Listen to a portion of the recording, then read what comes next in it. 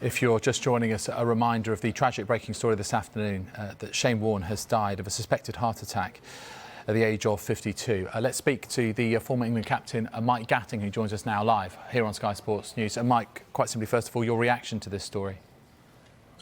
I'm absolutely devastated and just feel so very sad for his mum and his family.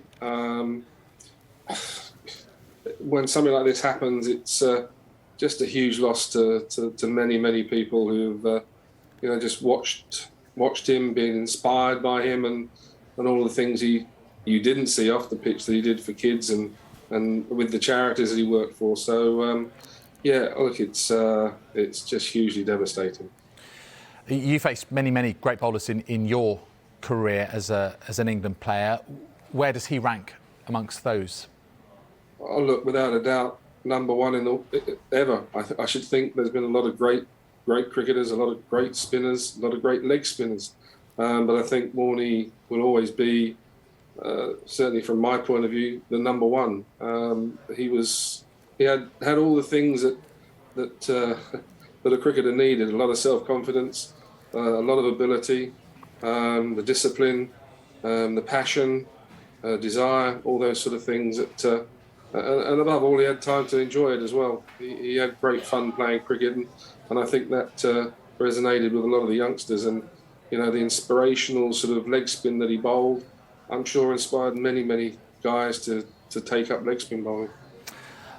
Mike, let's go back almost 30 years to the 4th of June 1993. The first ball that Shane Warne bowled against England in his first Ashes test, and of course it was the ball that you faced, dubbed the ball of the century. Let's show it to our audience now. Just talk us through this if you can once more.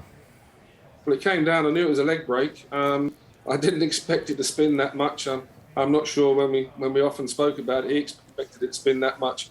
He just said he tried to get it down the other end as best he could. Well, it was a bit too good for me.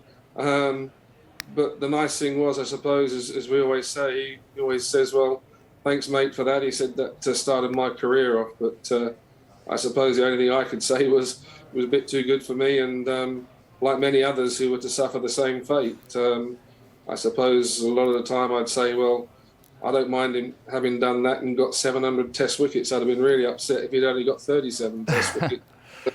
He was just hugely inspirational, and he just loved the game, and he was so competitive. He had a great understanding of the game, and he was always just. It was just great just talking to him about the game. He had so many lovely ideas and different ideas, and but his passion was always there, and his enjoyment, and always wanted to see people improve and the game improve. It wasn't just his first act in Ashes battle. But would you say this was ultimately the moment that spin bowling was revived, Mike?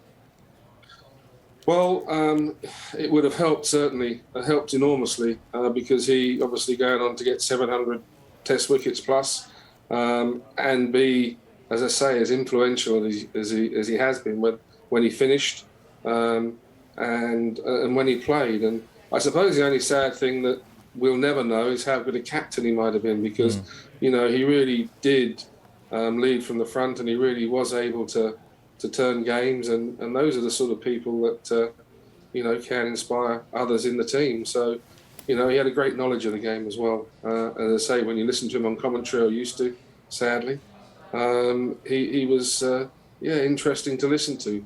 Might not always been what people would think, because he wasn't that sort of guy. He was a guy that had different thoughts and different ideas, and wasn't afraid to put them out in the open. I'm afraid we're going to have to leave it there, Mike, but we really do appreciate you coming on with us very briefly to discuss this story and give us your reflections. Thank you so much for joining us here on Sky Sports News.